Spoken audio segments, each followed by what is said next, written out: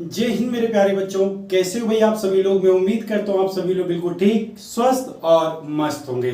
तो बेटा बहुत दिनों बाद से आज मैं फिर आप लोगों के लिए एक बिल्कुल जबरदस्त वीडियो लेकर के आया हूँ, जो सभी जनरल कंपटीशन के एग्जाम में जहां से डेफिनेटली एक या दो प्रश्न पूछे जाते हैं। जो टॉपिक हमारा बायोलॉजी से रिलेटेड रहेगा और इस बायोलॉजी के इस टॉपिक का नाम है बेटा नर्वस सिस्टम, या हम इसे बोलेंगे ह्यूमन ब्रेन, मानव मस्तिष्क। बट बेटा मेरी आपसे यही हाथ जोड़ के विनती है कि यदि आप सभी बच्चे पहली बार इस चैनल पर आए तो चैनल को सब्सक्राइब करेंगे और बेल आइकन के बटन को दबा देंगे। तो चलिए बेटा बिना देरी किए, बिना समय गवाए हम अपने इस क्लास को स्टार्ट कर देते हैं।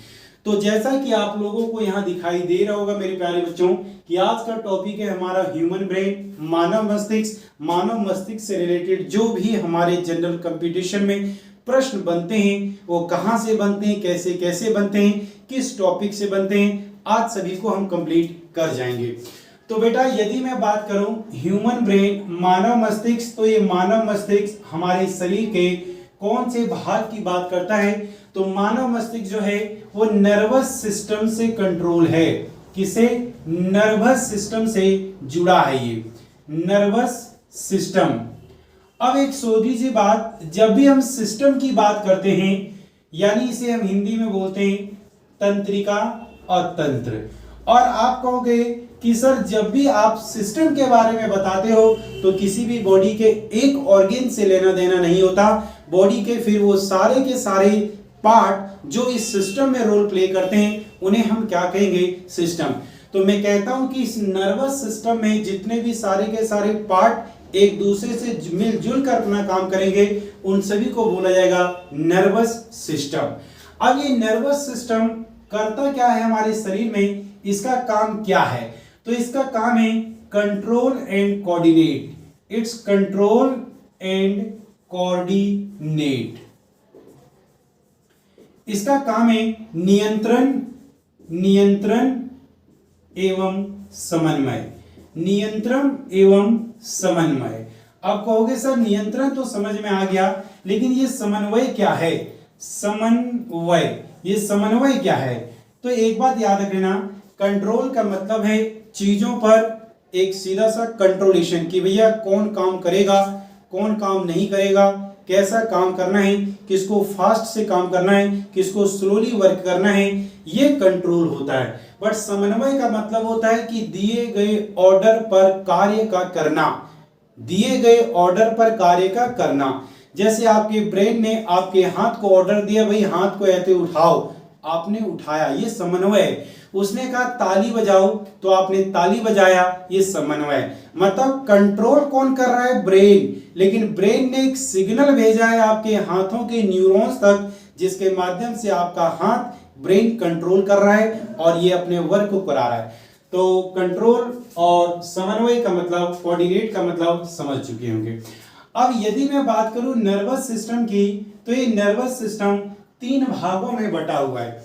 इस नर्वस सिस्टम को हम 3 भागों में बांटते हैं। सबसे पहले नर्वस सिस्टम को बोलते हैं CNS। CNS का पूरा नाम है सेंट्रल नर्वस सिस्टम। दूसरा है मेरे प्यारे बच्चों PNS, जिसे बोलते हैं पेरिफेरल नर्वस सिस्टम। और तीसरा है मेरे प्यारे बच्चों, तीसरा है हमारे पास ऑटोनोमस नर्वस सिस्टम, जिसे बोलते हैं ANS। तो ये तो हमारे लिए उतना काम का नहीं है बेटा इस चैप्टर में।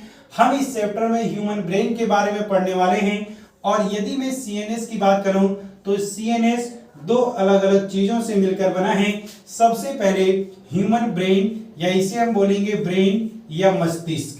ब्रेन या मस्तिष्क, ब्रेन मस्तिष्क। और यदि मैं बात करूं दूसरा, तो दूसरा इसके अंदर है spinal cord. Spinal cord, spinal cord का मतलब होता है मेरुदंड या मेरुरज्जु। मेरुरज्जु। तो सीधी सी बात हमें पता चल गई। सर आपने बताया कि human brain is the part of nervous system और नर्वस सिस्टम का काम होता है मानव के बॉडी और उसके ऑर्गन्स को कंट्रोल और कोऑर्डिनेट करना। अब ये नर्वस सिस्टम 3 भागों में बटा हुआ है, CNS, PNS, ANS. PNS ANS हमारे उतना काम का नहीं है, हमारे काम का है सीएनएस, और सीएनएस का एक पार्ट हम पढ़ेंगे आज जिसका नाम है ब्रेन, या जिसे हम बोलेंगे मस्तिष्क, जिसे हम बोलेंगे मस्तिष्क। तो मस्तिष्क is the part of CNS, brain is the part of CNS. कई बार एग्जाम में पूछा गया क्वेश्चन कि बताओ मानव का मस्तिष्क किस नर्वस सिस्टम के अंतर्गत पढ़ा जाता है, तो उस नर्वस सिस्टम का नाम है control nervous system, central nervous system. तो सेंट्रल नर्वस सिस्टम के अंदर हम ह्यूमन के ब्रेन की स्टडी करते हैं। तो चलिए स्टार्ट कर देते हैं बेटा अब इस स्टडी करने को।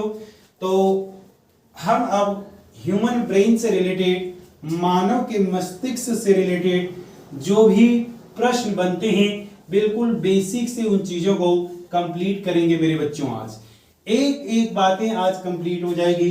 चलिए, तो सबसे पहला पार्ट या सबसे पहली बात आती है हमारे पास कि यदि हम ह्यूमन के ब्रेन की स्टडी कर रहे हैं तो ह्यूमन के ब्रेन की स्टडी को हम क्या कहते हैं? The study of human brain is called neurology.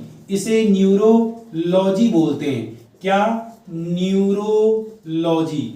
अब इसे न्यूरोलॉजी क्यों बोलते हैं? क्योंकि ये न्यूरॉन, इसके सेल्स हैं, बेसिक यूनिट जो है वो न्यूरॉन है।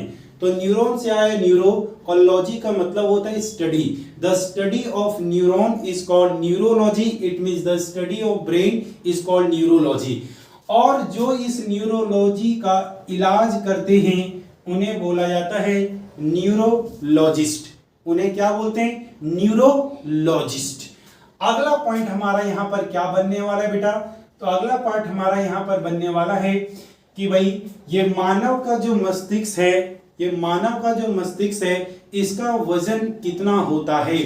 तो यदि मानव के मस्तिष्क के वेट के बारे में आपसे प्रश्न पूछ ले, आपसे इसका भार पूछ ले, तो इसका भार एक मेल में और एक फीमेल में बिल्कुल थोड़ा सा कम ज्यादा होता है। मेल का मतलब है पुरुष, वो भी मैं एडल्ट की बात कर रहा हूं, बच्चों की बात नहीं कर रहा हूं, और फीमेल का मतलब है महिला। तो एक महिला में और एक पुरुष में ये थोड़ा सा कम ज्यादा होता है, क्योंकि जनरली पुरुषों के शरीर के सभी अंगों का भाग महिलाओं की तुलना से थोड़ा थोड़ा बड़ा होता है, क्योंकि ऑब्वियसली पुरुषों का जो वजन होता है वो महिलाओं की तुलना से ज्यादा होता है, इसीलिए उनके शरीर के सभी अंगों के अंदर थोड़ा वजन आपको ज्यादा मिलेगा। तो ये होता है 1400 से 1450 ग्राम के बीच में। और यदि मैं महिलाओं की बात करूं तो महिलाओं में ये 1300 से 1350 ग्राम के बीच में आपको मिलेगा। इसका मतलब ये मत समझना कि यदि महिलाओं के अंदर मस्तिष्क का वजन कम है तो उनके अंदर दिमाग कम होगा। याद रखना, मस्तिष्क के वजन से हमारी मेंटेलिटी पर कोई इफेक्ट नहीं पड़ने वाला। फिर मैं बोल रहा हूं आप लोगों से, मस्तिष्क के वजन से उनके मेंटेलिटी पर कोई इफेक्ट नहीं पड़ता। हालांकि आप लोग तो देख रहे हो कि आजकल फीमेल ने, लड़कियों ने लड़कों को पछाड़ दिया है। हर फील्ड में, किसी भी फील्ड में आप जाओगे तो लड़कियां नंबर 1 पर मिल रही है एज कंपेयर टू लड़कों की तुलना में। तो भाई लड़कियों का दिमाग वजन कम है, इसका मतलब ये नहीं कि उनके अंदर दिमाग कम है। वजन कम होने से दिमाग के कम होने पर कोई फर्क नहीं पड़ता, उनकी इंटेलिजेंसी पर कोई इफेक्ट नहीं पड़ रहा है। अब इंटेलिजेंस कौन होता है, इंटेलिजेंसी कहां से बनती है, कौन ज्यादा इंटेलिजेंट होता है, कौन कम इंटेलिजेंट होता है, ये मैं आपको वहां बताऊंगा जब हम ब्रेन के पार्ट पढ़ देंगे तो वहां पर। तो एक सिंपल सा मोटा माटा मैंने आप लोगों को बता दिया कि वजन से हमारी इंटेलिजेंटी पर कोई इफेक्ट नहीं पड़ने वाला। दूसरा बात करेंगे कि सर ये ब्रेन होता कहाँ है। हमने देखा कि ये हमारा पूरा का पूरा मस्तिष्क है। इस मस्तिष्क के अंदर ब्रेन है कहाँ? तो ब्रेन जो है हमारा, ये जो आप इसको छूते हैं तो जो मजबूत सी हड्डी आपको नजर आ रही है इसको बोलते हैं कपाल अस्थि। इसको क्या बोलते हैं मेरे बच्चों?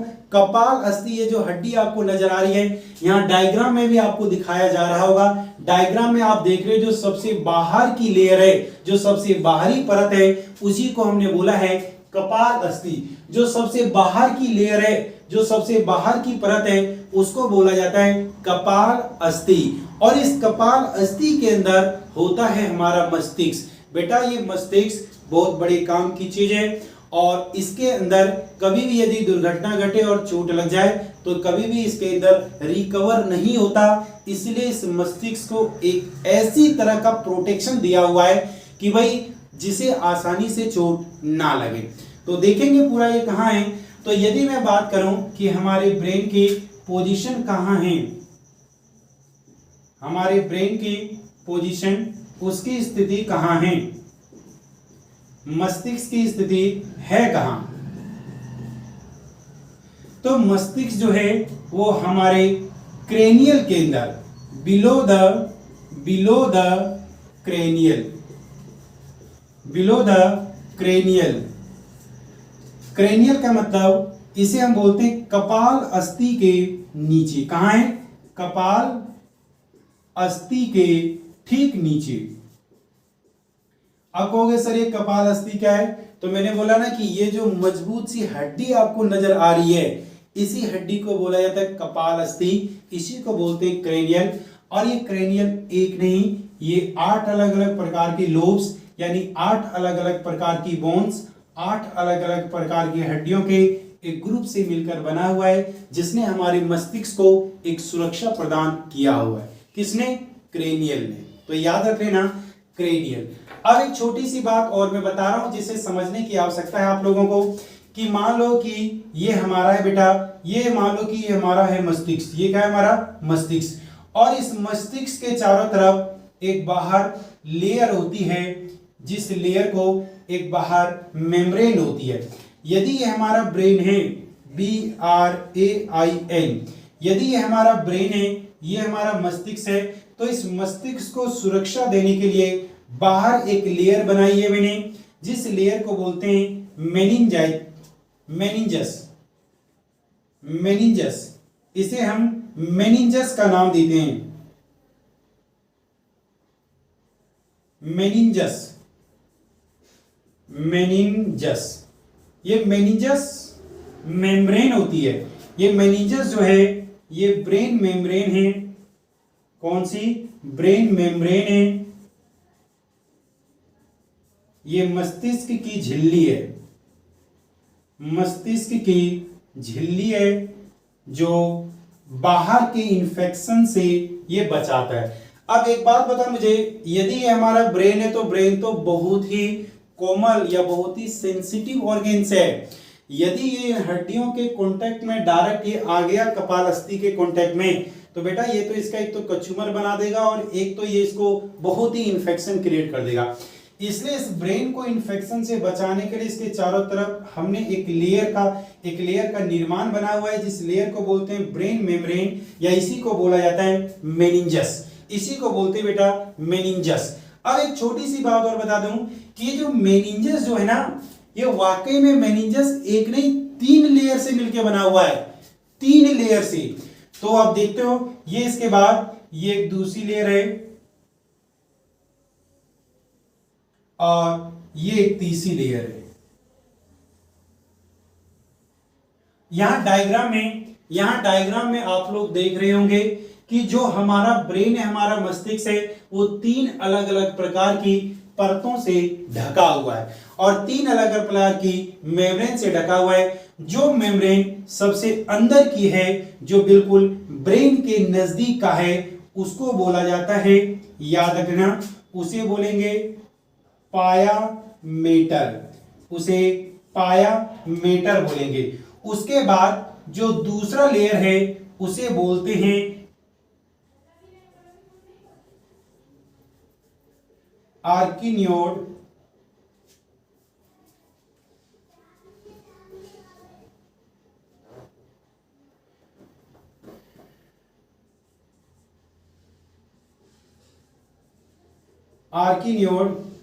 और जो सबसे बाहरी लेयर है इसको बोलते हैं ड्यूरामेटर, इसको बोलते हैं ड्यूरामेटर। तो ये बात आप लोगों को याद रख लेना।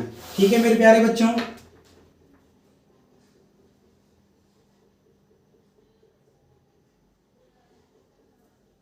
चलिए भैया, चलिए तो ये 3 बात याद रखना कि किसी भी जो ब्रेन है उस ब्रेन को इन झिल्लियों ने ढक के रखा हुआ है। बाहर के इंफेक्शन से ये क्या करती है, सुरक्षा प्रदान करती है, इसको एक प्रोटेक्शन देती है। इस प्रोटेक्शन को देने में जो सबसे नजदीक की लेयर है ब्रेन के उसका नाम है पायामीटर, उसके बाद जो दूसरी लेयर है उसका नाम है ड्यूरामीटर, सॉरी आर्कियोनोड, और जो सबसे बाहर की लेयर है उसका नाम है ड्यूरामीटर। और ये जो मैंने आपको नाम बताया मेनिंजस, अब कभी कभार यदि इस मेनिंजस में इंफेक्शन आ जाता है, यदि ये मेनिंजस इन्फेक्ट हो जाता है, यदि ये मेनिंजस इन्फेक्ट हो जाता है, इसके अंदर इन्फेक्शन हो जाता है, तो हम एक बीमारी से ग्रसित हो जाते हैं जिसको मेनिंजाइटिस बोलते हैं, जिसको मेनिंजाइटिस बोलते हैं।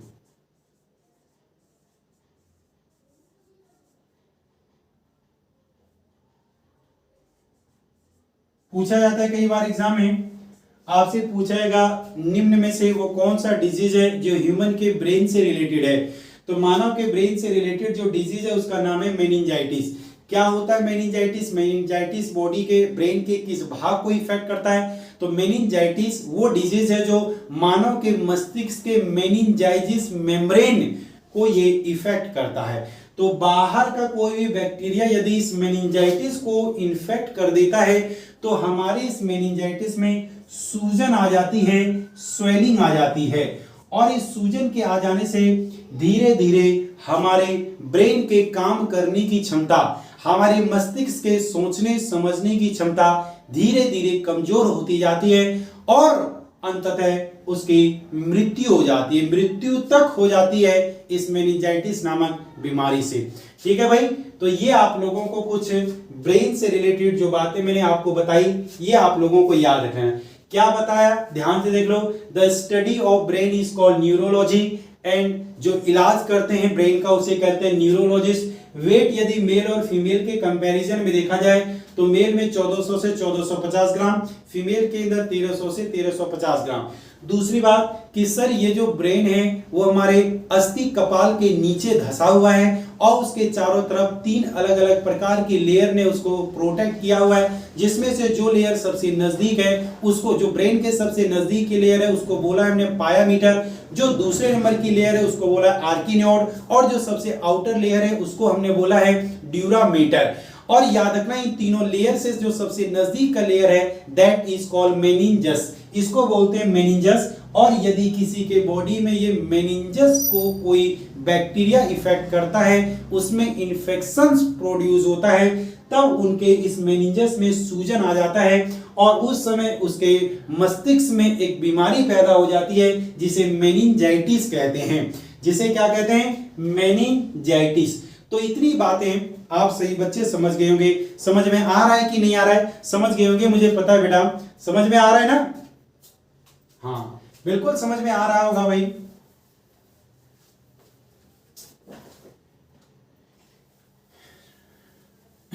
चलिए अब थोड़ा सा हम आगे बढ़ जाते हैं।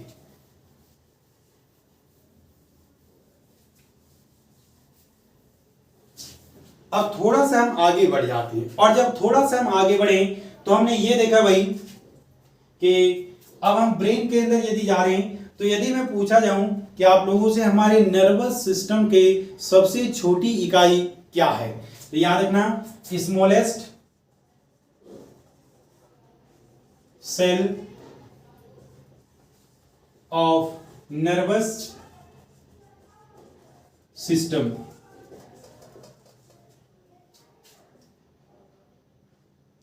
तंत्रिका, तंत्र की सबसे छोटी इकाई, सेल स्मॉलेस्ट यूनिट बोलो तो क्या है? ये है बेटा न्यूरॉन, ये है neuron. Neurons is the smallest unit of brain. मानव के मस्तिष्क का सबसे छोटा जो यूनिट है, सबसे छोटी जो इकाई है, वो क्या है? न्यूरॉन्स। वो क्या है बेटा? न्यूरॉन्स। और एक और छोटी सी बात याद रखना है, it is the longest, it is the longest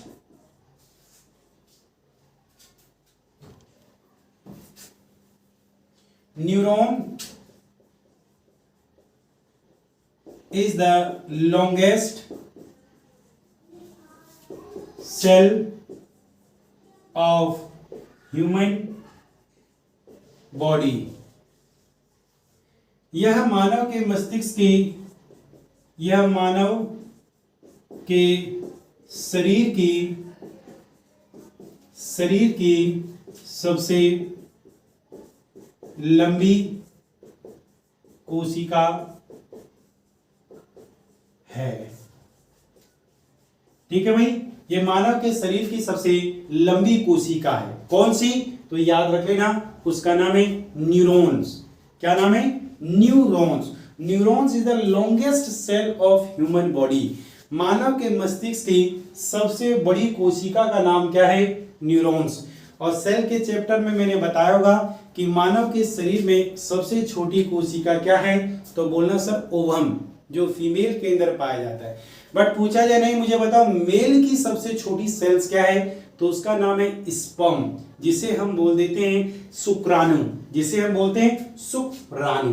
इतनी बातें शायद आप सभी बच्चों के समझ में आ गई होगी। समझ में आ रहा है कि नहीं आ रहा है, ये भी बताते चलना भाई सभी लोग। ठीक है, मैं उम्मीद करता हूं कि ये सारी बातें आपके समझ में आ रही होगी, एक एक बात आपकी समझ में आ रही होगी। ठीक है भाई, तो अब हम बढ़ जाते हैं नेक्स्ट आगे अगले पॉइंट पर। अब हम समझ रहे हैं ब्रेन। तो हमारे ब्रेन के पार्ट, मानव का ब्रेन जो है वो 3 भागों में बटा हुआ है मेरे प्यारे दोस्तों। सबसे पहला जो ब्रेन का भाग है उसे बोला जाता है फोर ब्रेन।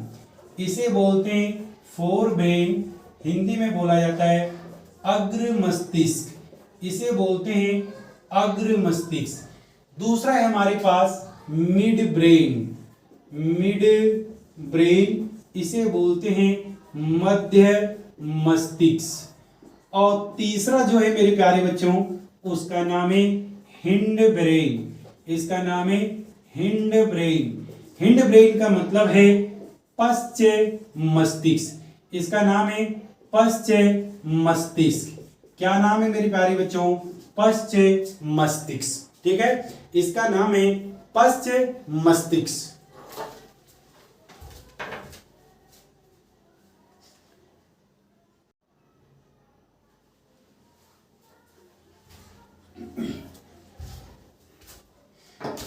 तो हमने देखा बच्चे कि मानव का मस्तिष्क जो है वो 3 भागों में बटा हुआ है। कहां कहां में देखो, सबसे पहला हमारा, यदि मैं कुछ इस तरीके से खड़ा हो जाऊं आपके सामने, तो ये वाला जो भाग है मेरा, ये वाला भाग, इसको मैं बोलूंगा फोर ब्रेन। क्या बोलूंगा? इस वाले भाग को फोर ब्रेन। यहां जो मेरे को मिलेगा उसको मैं बोलूंगा कौन सा? Mid brain. और जो सबसे पीछे मिलेगा इसको मैं बोलूंगा हिंड ब्रेन। तो ये है हमारा अग्र मस्तिष्क, ये है हमारा मध्य मस्तिष्क, और ये है हमारा सबसे पीछे पश्च मस्तिष्क।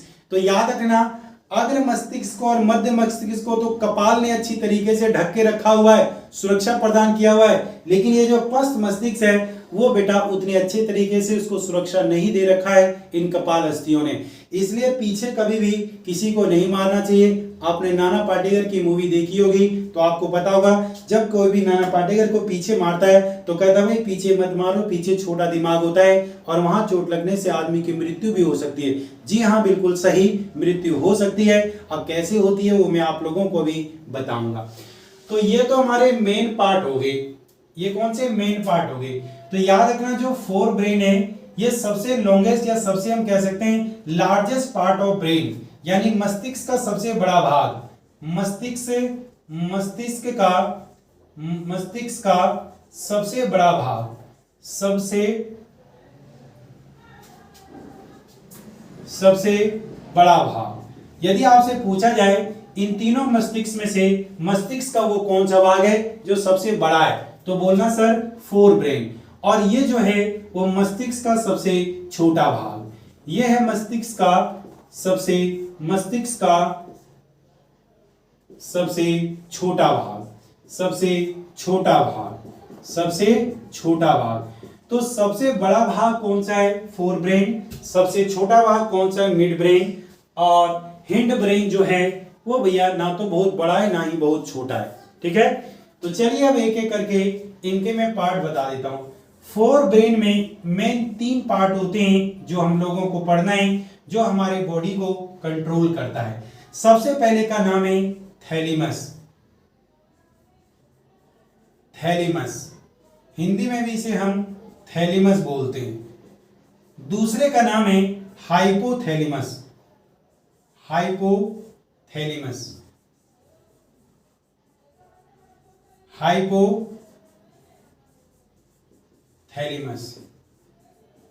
और तीसरे का नाम है सेरिब्रम, इसे हम सेरिब्रम भी बोलते हैं, और इसके अलावा इसे हम प्रमस्तिष्क भी बोलते हैं। इस सेरिब्रम को हम प्रमस्तिष्क भी बोल देते हैं। और ये सेरिब्रम याद रखना, जितने भी हमारे ब्रेन के पार्ट होंगे इन सभी ब्रेन के भागों में सबसे बड़ा भाग होगा। ठीक है, मैं कह सकता हूं लार्जेस्ट पार्ट ऑफ सब ब्रेन। मस्तिष्क का सबसे बड़ा उपभाग। याद रख लेना, यदि मैं तीनों मस्तिष्क की बात करूं तो इन तीनों मस्तिष्क में से फोर ब्रेन का पार्ट जो होता है वो लगभग 2/3, यानी पूरे मस्तिष्क में से लगभग इतना मान के चलो 65 से 66% जो मस्तिष्क के अंदर चीज भरी हुई है वो केवल और केवल कौन सी चीज है? Fore brain. तो हमारे ये तीनों के तीनों मस्तिष्क को मिला करके केवल 65 से 66% मस्तिष्क में जो फैला हुआ है वो केवल और केवल फोर ब्रेन फैला हुआ है। इसका मतलब भाई इसका काम कुछ बहुत इंपॉर्टेंट होगा। ठीक है, दूसरा यदि मैं बात करूं मिड ब्रेन, तो मिड ब्रेन के कोई पार्ट नहीं होते। मिड ब्रेन के हमारे पॉइंट ऑफ व्यू से एग्जाम के इसके कोई पार्ट हमें नहीं पढ़ने हैं। ठीक है भाई, लेकिन मैं बता देता हूं कि मिड ब्रेन हमारे बॉडी के किस चीज को, किस अंग को कंट्रोल और कोऑर्डिनेट करती है, वो बात हम इसके बारे में पढ़ेंगे। अगला है हमारे पास हिंड ब्रेन। तो हिंड ब्रेन का मतलब है बेटा पश्चिम मस्तिष्क। और यदि मैं पश्चिम मस्तिष्क आप लोगों को यहाँ एक डायग्राम में दिख रहा होगा कि हिंड ब्रेन, मिड ब्रेन और फोर ब्रेन कहां कहां हैं, ये आप लोगों को एक डायग्राम में यहाँ दिख रहा होगा मेरे भाई। अब देखो, इस हिंड ब्रेन को भी 3 भागों में तोड़ करके पढ़ते हैं। सबसे पहले को बोला जाता है पोन्स वेरुलाई, इसे हम बोलते हैं पोन्स वेरुलाई, यानी ये पोन्स है। दूसरा इसके बाद मेडुला ओब्लोंगाटा, मेडुला ओब्लोंगाटा, इसे बोलते हैं मेडुला ओब्लोंगाटा। ठीक है, और तीसरा इसके बाद जो है उसका नाम है सेरिबेलम। पहला जो था ये सेरिबेलम है और ये सेरिबेलम है, ये है सेरिबेलम। ठीक है, अब इसको हम अनुमस्तिष्क भी बोल देते हैं। अनु का मतलब होता है पीछे, तो ये अनुमस्तिष्क के नाम से भी बुलाया जा सकता है। अनुमस्तिष्क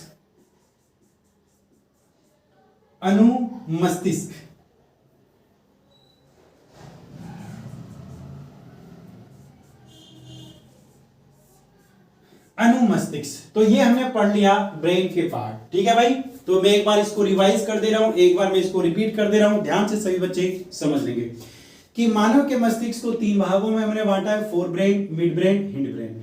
फोर ब्रेन के 3 पार्ट हैं, thalamus, hypothalamus, cerebellum. Mid brain का कोई पार्ट नहीं हमें पढ़ना है। और यदि मैं बात करूं हिंड ब्रेन, तो हिंड ब्रेन के 3 पार्ट हैं। सबसे पहला हमें पढ़ना है पोन्स वेरुलाई, दूसरा में मेडुला ओब्लोंगाटा और तीसरा में जो पढ़ना है उसका नाम क्या है मेरे बच्चे? सेरिबेलम। तो एक एक करके हम इनके फंक्शन देखते हैं कि ये हमारे बॉडी के किस पार्ट को कंट्रोल और कोऑर्डिनेट करता है, क्योंकि एक ही ब्रेन का पार्ट शरीर के सभी भाग को तो कोऑर्डिनेट और कंट्रोल नहीं कर सकता ना, इसलिए अलग अलग पार्ट का अलग अलग काम दिया गया है। अब हम पढ़ेंगे कि हमारे मस्तिष्क से किस भाग में सपने बनते हैं, हमारे मस्तिष्क में किस बात में याददाश्त रुकती है, कोई कैलकुलेशन कितना ज्यादा अच्छे से कर लेता है और कोई कैलकुलेशन कम क्यों कर पाता है, यानी तमाम चीजें आज हम मस्तिष्क में होने वाली पढ़ने वाले हैं, जो हमारे एग्जाम के लिए पॉइंट ऑफ व्यू से इंपॉर्टेंट होगा। ठीक है बच्चे, तो इतनी बात आपके समझ में आ गई होगी। अब हम पीछे से पढ़ेंगे। कहां से पढ़ेंगे? पीछे से पढ़ना चालू करेंगे और यहां तक पहुंचेंगे ताकि चीजें आपको अच्छे तरीके से समझ में आती जाए। ठीक है, तो सबसे पहले हम पढ़ने वाले मेरे भाई हिंड ब्रेन। सबसे पहले हम पढ़ने वाले हैं हिंड ब्रेन। क्या पढ़ने वाले हैं? Hind brain. और हिंड ब्रेन में कितने भाग पढ़ेंगे? तो हिंड ब्रेन में सर 3 भाग पढ़ेंगे। कितने भाग पढ़ेंगे? 3 भाग। और इन तीनों भागों को एज ए सीक्वेंस में हम पढ़ेंगे, तब समझ में आएगा।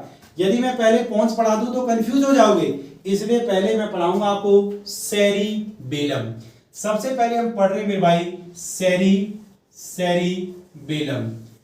अब ये सेरिबेलम याद रख लेना आप सभी लोगों को, इसको भी मैंने नाम दिया था अनुमस्तिष्क। अनुमस्तिष्क, ठीक है। तो ये सेरिबेलम अनुमस्तिष्क मैंने बता दिया कि ये हमारा जो पीछे वाला भाग है, उसके अंदर पीछे वाले के अंदर ये 3 भाग होते हैं। अब इसी को याद रख लेना। सबसे पहले ये जो है वो स्मॉलेस्ट सब पार्ट ऑफ ब्रेन। ब्रेन का सबसे छोटा, दिमाग का, मस्तिष्क का सबसे छोटा उपभाग। यदि तीनों मस्तिष्क में वो कौन सा ऐसा पार्ट है जो सबसे छोटा है, तो आप बता देना सेरिबेलम। क्या बता देना बेटा? सेरिबेलम। इसी को बोला जाता है लिटिल ब्रेन। इसी को बोलते हैं छोटा दिमाग। इसी को बोला जाता है छोटा दिमाग, नाना पार्टिकल वाला दिमाग, छोटा दिमाग इसी को बोलते हैं। इसको यदि इस पे चोट मारा जाए तो आदमी की मृत्यु हो सकती है कई कारणों से। पहला तो कारण यह है कि इसको किसी चीज ने अच्छे तरीके से सुरक्षा प्रदान नहीं किया उतना, इसलिए यहाँ कोई मारे तो तुरंत बेहोश हो जाता है आदमी। आपने देखा होगा कि मूवी वगैरह में देखा होगा कि डंडे से जैसे कोई पीछे से किसी पे अटैक करता है तो तुरंत वो क्या हो जाता है? बेहोश हो जाता है। तो यहाँ आपको सीन में दिखाई दे भी रहा होगा यहाँ क्लिप में कि जैसे डंडे से किसी व्यक्ति ने किसी चोर को मारा, आगे से तो नहीं मारेगा, पीछे से मारेगा, तो पीछे से मारते ही तुरंत वो बेहोश हो जाता है। क्यों? क्योंकि उस समय उसके ये छोटे दिमाग पर चोट लगा है। ठीक है, आगे बढ़ जाते हैं। नेक्स्ट भाई इसका फंक्शन देखते हैं, सबसे मेन इसका कार्य क्या है। तो ये हमारे बॉडी के 3 कार्य करता है। सबसे पहले हमारे बॉडी को ये बैलेंस देता है। ठीक है, बॉडी बैलेंसिंग का काम करता है। बॉडी बैलेंसिंग का मतलब शरीर को संतुलित, शरीर का संतुलन। यदि आप सीधे खड़े हो, यदि मैं सीधा खड़ा हूं तो मेरा सेरिबेलम सही तरीके से काम कर रहा है। इसीलिए आपने देखा होगा कि कोई भी व्यक्ति सीधा खड़ा होता है तो उसका सेरिबेलम सही तरीके से काम करता है। लेकिन जब जैसे जैसे आपकी एज बढ़ जाएगी, जैसे जैसे आपकी उम्र बढ़ जाएगी, तो आपका सेरिबेलम बेटा काम नहीं करेगा सही से, तो ऐसे ऐसे झुक के चलते हैं, ऐसे ऐसे झुक के चलते हैं। आपने देखा हो ना, तो सेरिबेलम उसका सही तरीके से काम नहीं कर रहा है। दूसरी बात बेटा, यदि आपको बोला जाए कि इस रस्सी के ऊपर, आपने देखा होगा कि कभी भी जो सर्कस करते हैं तो सर्कस में कुछ लोग डंडा लेते हैं और रस्सी के ऊपर चल देते हैं। आपको बोल दिया जाए उसके ऊपर चलने के लिए, क्या चल पाओगे? सर बिल्कुल नहीं चल पाएंगे। क्यों? क्योंकि आपका सेरिबेलम उसके लिए तैयार नहीं है, आपका सेरम जमीन पर चलने के लिए तैयार है। हाँ, यदि आप प्रैक्टिस करोगे तो जरूर आप भी उस रस्सी के ऊपर चलोगे, तो आपके सेरिबेलम को ये आइडिया लग जाएगा कि भाई मुझे इस रस्सी पर चलना है, इसके चलने के लिए इसने कड़ी मेहनत की है, तो मुझे चलना ही पड़ेगा।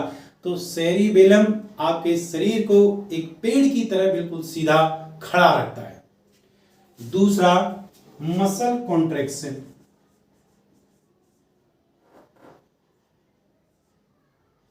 मसल कॉन्ट्रैक्शन, मांसपेशियों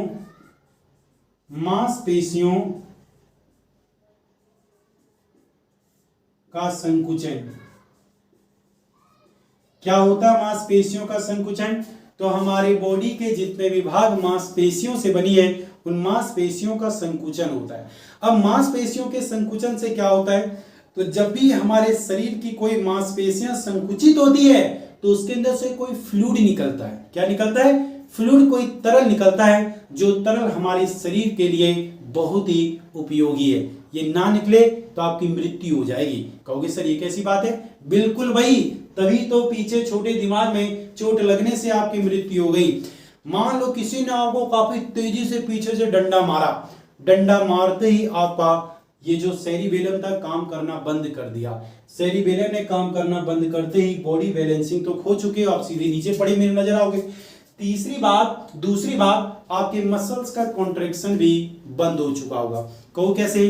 तो मैं एग्जांपल बताता हूं। जो हमारा हार्ट है, हमारा हार्ट जो होता है वो एक पेशीय अंग है, वो एक मस्कुलर ऑर्गेन्स है। और वो जब हार्ट अपने मस्कुलर ऑर्गेन्स को क्या करता है, याद रखना, जब ऐसे सिकुड़ता है, सिकुड़ने का मतलब जब उसको वो कॉन्ट्रैक्ट करता है तो उसके अंदर से ब्लड्स की पंपिंग होती है, ब्लड निकलता है, रक्त निकलता है और शरीर के सभी भागों तक सर्कुलेट करता है। अब एक बात बताओ, यदि हमारे हार्ट में ये कॉन्ट्रैक्शन ना हो तो क्या ये ब्लड बॉडी के सभी पार्टों तक सर्कुलेट होगा? सब बिल्कुल नहीं होगा। और यदि नहीं हुआ तो आपकी मृत्यु हो जाएगी। इसीलिए नाना पाटेकर कहता है कि बेटा छोटे दिमाग में मत मारा करो, छोटे दिमाग में मारने से अचानक मृत्यु भी हो सकती है। तीसरी एक और चीज जो ये करेगा वो हमारी स्पीकिंग पावर को भी कंट्रोल करता है। किसको? हमारे स्पीकिंग पावर को भी ये कंट्रोल करता है, हमारे बोलने की क्षमता। कब हमें कितना बोलना है, क्या बोलना है, ये डिसाइड करेगा। ठीक है, जैसे आप लोगों ने देखा होगा कि कुछ लड़कों को यदि कुछ लड़कियों के ग्रुप में छोड़ दो, कुछ लड़के जो भैया ज्यादातर वो लड़कियों के साथ नहीं रहते, उन्होंने काम नहीं किया है। ठीक है, लड़कियों के साथ मिलजुल के कभी नहीं रहे, मतलब वो बॉयज स्कूल में पढ़े हैं। वो कैसे? बॉयज स्कूल में पढ़े हैं। तो उनको यदि 4 लड़कियों के बीच में छोड़ दो ना तो ऐसे बिल्कुल बैठे रहेंगे, बात ही नहीं करेंगे किसी से। क्यों? क्योंकि बेटा उनकी स्पीकिंग पावर को कंट्रोल करके रखा है इस सेरिबेलम ने, क्योंकि उसने तो ज्यादा बात ही नहीं किया ना किसी से। तो कैसे उसका सेरिबेलम ये उसको ऑर्डर देगा? नहीं। लेकिन जो लड़के कोएड स्कूल में पढ़े हुए होते हैं, जो भाई लड़कियों से कुछ भी बोल देते हैं, कोई फर्क नहीं पड़ता उनको, तो उस कोएड स्कूल में पढ़ने वाले लड़कों का जो सेरिबेलम होता है वो बिल्कुल अच्छे तरीके से तैयार होता है। उसे पता है कि इस लड़की को क्या बोलना चाहिए, कब बोलना चाहिए, कितना बोलना चाहिए। इसीलिए वो कभी भी शर्माते नहीं है, कुछ भी बोल देते हैं। क्यों? क्योंकि उनका सेरिबेलम अच्छे तरीके से तैयार हो रखा होता है। तो ये 3 काम करता है हमारा कौन? सेरिबेलम। कौन करेगा बेटा? सेरिबेलम। अब मैं एक मेन पार्ट आपको बताता हूं कि जो लोग ज्यादा अल्कोहल का कंजप्शन कर लेते हैं, ठीक है, अधिक अल्कोहल का कंजप्शन कर लेते हैं, जो लोग अधिक शराब का सेवन कर लेते हैं, अधिक शराब का सेवन जो लोग कर लेते हैं, एक्सेस कंजप्शन ऑफ अल्कोहल, उनका सेरिबेलम ब्लॉक हो जाता है। उनका सेरिबेलम क्या हो जाता है बेटा? ब्लॉक हो जाता है, काम करना बंद कर देता है। अब यदि उनका सेरिबेलम ब्लॉक हो गया तो ना तो उसकी बॉडी बैलेंसिंग पावर रह जाएगी, ना ही उसकी मस्कुलर कॉन्ट्रैक्शन पावर रह जाएगी सही तरीके से, ना ही उसकी स्पीकिंग पावर रह जाएगी। तो आपने देखा होगा यदि कोई व्यक्ति अधिकतर यानी एक्सेस कंजप्शन ऑफ अल्कोहल का कर लिया तो सबसे पहले तो बॉडी बैलेंसिंग खो देगा, सीधा एक जवान के जैसे खड़ा ही नहीं रह पाएगा, ऐसे लड़खड़ाता हुआ जाएगा। ऐसे आपने देखा होगा, ऐसे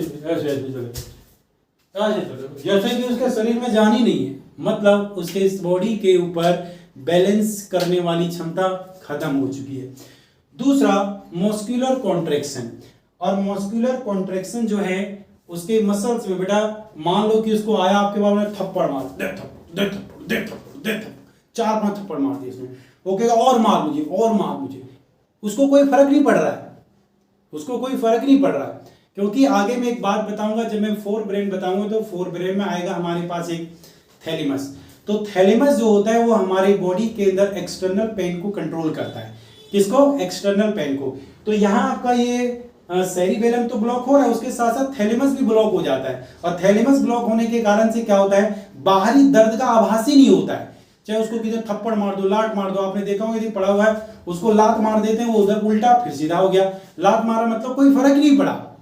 जब तक उसके शरीर का नशा नहीं उतरेगा तब तक उसको चोट का एहसास ही नहीं होगा, लेकिन जब सुबह नशा उतरेगा तब कहेगा यार बहुत मार दिया लोगों ने, क्या कर दिया था मैंने ऐसा कि बहुत मारा लोगों ने, सुझा दिया पीछे आगे सब जगह सुझा दिया, मुंह सुझा दिया।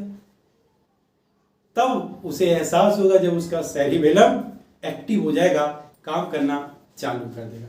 तो ये बात आप लोग याद रख लेना कि ये सेरिबेलम के ये मेन काम है। तो सेरिबेलम सभी को समझ में आ गया। क्या करता है? Body balancing, muscle contraction, speaking power. यदि अधिक कंजप्शन कर लिया अल्कोहल का तो ये तीनों प्रॉपर्टी क्या हो जाएगी? खत्म हो जाएगी, क्योंकि हमारा सेरिबेलम ब्लॉक हो जाता है। तो ना तो हमारी बॉडी बैलेंसिंग रह जाएगी, ना ही मसल कॉन्ट्रैक्शन रह जाएगी, और ना ही स्पीकिंग पावर रह जाएगी। ठीक है, चलिए भाई दूसरे पॉइंट की तरफ अब हम बढ़ जाते हैं। अगले पॉइंट की तरफ अब हम बढ़ जाते हैं। तो दूसरा जो हम पढ़ेंगे यहां पर, वो दूसरे पार्ट का नाम है बेटा मेडुला ऑब्लोंगाटा। दूसरे का नाम है मेडुला ऑब्लोंगाटा। इसको हमने पढ़ लिया, इसको हमने पढ़ लिया, ठीक है। दूसरा है medulla oblongata. Medulla oblongata.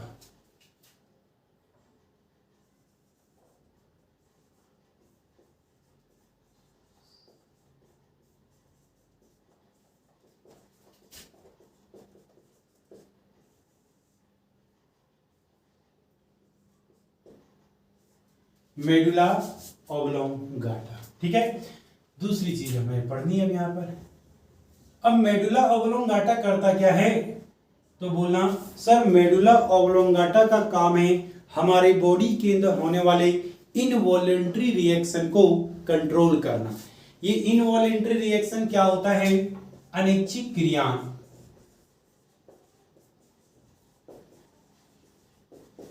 Involuntary reaction, अनैच्छिक क्रियाएं, ऐसी क्रियाएं जिन क्रियाओं के ऊपर आपका कोई भी कंट्रोल नहीं है।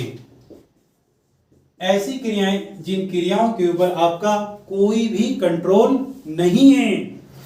और ये अनैच्छिक क्रियाएं दो प्रकार की होती है। एक वाइटल रिएक्शन होती है। वाइटल का मतलब होता है जैविक क्रियाएं।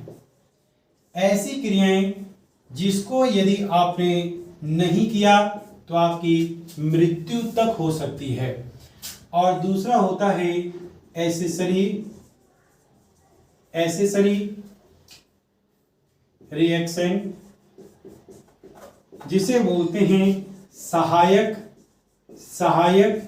क्रियाएं। ये वो क्रिया हैं जो ना भी हो आपके शरीर में कुछ समय तो आपकी मृत्यु नहीं होगी, आपका काम चल जाएगा। तो यहां पर जैसे सबसे पहले मैं बात करता हूं रेस्पिरेशन श्वसन।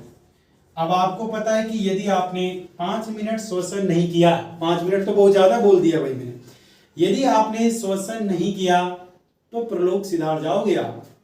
दूसरा इसके बाद डाइजेशन। यदि किसी भोजन को आपने खाया और उस भोजन का पाचन आपके शरीर में नहीं हुआ तो भी आपकी मृत्यु हो जाएगी। तीसरा इसके बाद हार्ट बीटिंग,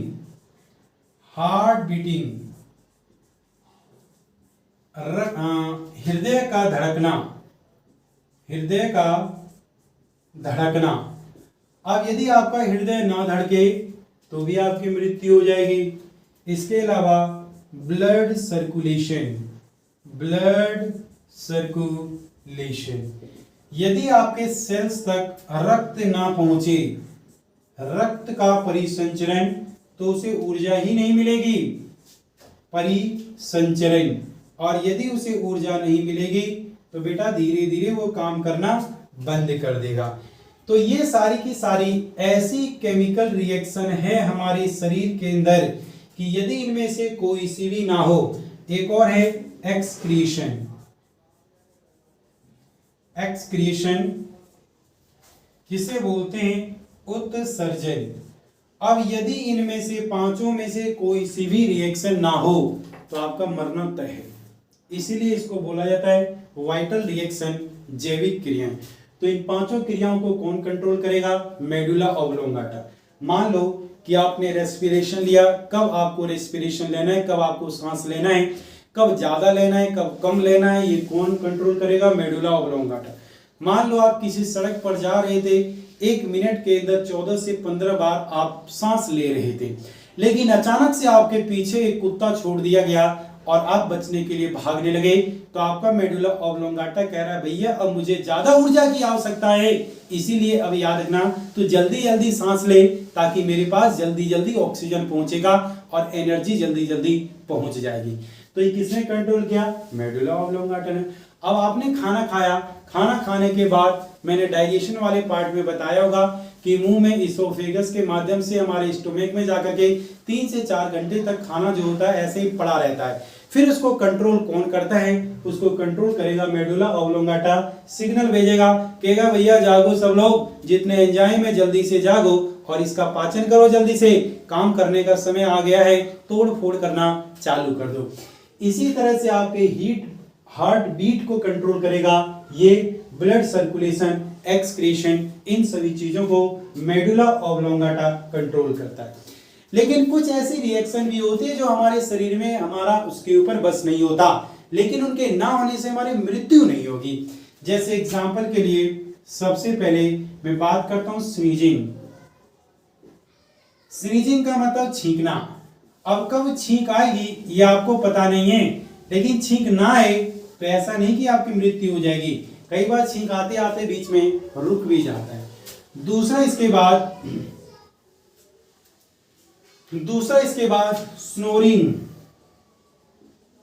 स्नोरिंग का मतलब होता है खर्राटे मारना, खर्राटे मारना, खर्राटे मारना, ठीक है, जो खर्राटे मारते हैं ना रात को।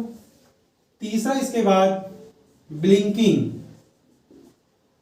ब्लिंकिंग का मतलब होता है आंखों का झपकना, ये आंखों की पलक है ना, इस पलक का झपकना। इसके अलावा हिकअप,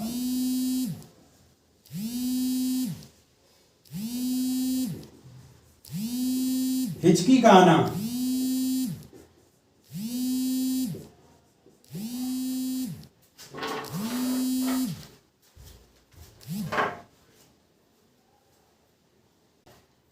तो यह आप लोगों ने देखा कि छींकना, खर्राटे मारना, हिचकी का आना, यह सारी ऐसी रिएक्शन है हमारे शरीर के अंदर जिस पर हमारा कोई हक नहीं है, जिस पर हमारा कोई भी कंट्रोल नहीं है। लेकिन यदि ये ना हो तो ऐसा नहीं कि हमारी मृत्यु हो जाएगी, तो ऐसी रिएक्शन को बोला जाता है एसेसरी रिएक्शन। तो कहने का मतलब ओवरऑल जितने भी इनवॉलेंट्री रिएक्शन होती है, जितने भी इनवॉलेंट्री रिएक्शन होती है उन सभी को कंट्रोल कौन करता है? Medulla oblongata. तो ये बात मेरे बच्चों आपके समझ में आ गई होगी। आ रहा है कि नहीं आ रहा है एक बात बताते चलो सभी लोग कि समझ में आ रहा है ना सभी को। चलिए, तो 2 बातें हमारी कंप्लीट हो गई। एक तीसरा चीज हमारा बचा हुआ है जिसका नाम है पोन्स वेरुलाई, या इसे हम बोलेंगे पोन्स। तो ये पोन्स का क्या काम है उसे हम देख लेते हैं भाई।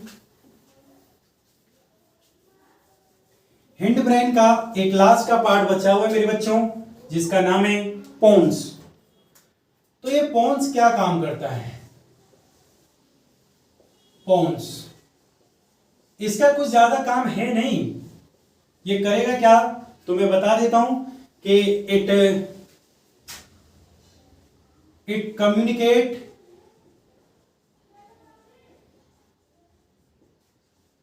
organs to brain. यह शरीर के अंगों से मस्तिष्क को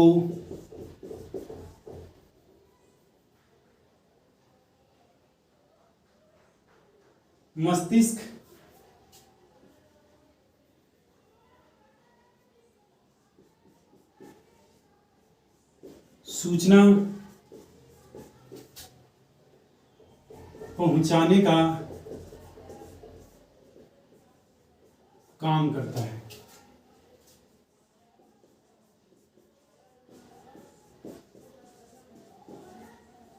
इसका काम केवल इतना है बेटा कि किसी भी बॉडी के ऑर्गेन्स की इंफॉर्मेशन को ब्रेन तक ले जाएगा और ब्रेन के किस पार्ट को ये इंफॉर्मेशन शेयर करना है ये डिसाइड कौन करेगा? पोन्स। जैसे एग्जांपल के लिए कि ये मीडिएटर का काम करता है, ये डाकिये का काम करता है। किसका? डाकिये का। जैसे मान लो ये हमारे पास पोन्स वेरोलाई है, ठीक है। अब हुआ क्या इधर से, मान लो कि आपके हार्ट है, आपका हृदय है। आपके हृदय में कोई भी इंफॉर्मेशन या कोई भी हृदय में दिक्कत आई, आपके हार्ट में कोई भी दिक्कत आई, हार्ट बीट कम हो गया, हार्ट बीट ज्यादा हो गया, या हार्ट बीट में कोई भी इश्यूज आई, तो तुरंत ये सिग्नल भेजेगा ब्रेन के पास। और ब्रेन के पास सिग्नल भेजा तो किस भाग के पास गया? तो ये गया पहले किसके पास? पोन्स के पास। हार्ट ने सिग्नल भेजा ब्रेन के पास, बट डायरेक्ट ब्रेन के पास तो गया, लेकिन ब्रेन के किस भाग के पास गया? पोन्स के पास। फिर पोन्स डिसाइड करेगा कि भाई इस सिग्नल को मुझे ब्रेन के किस भाग तक पहुंचाना है, तो पोन्स इसको हिंड ब्रेन तक भेज देगा।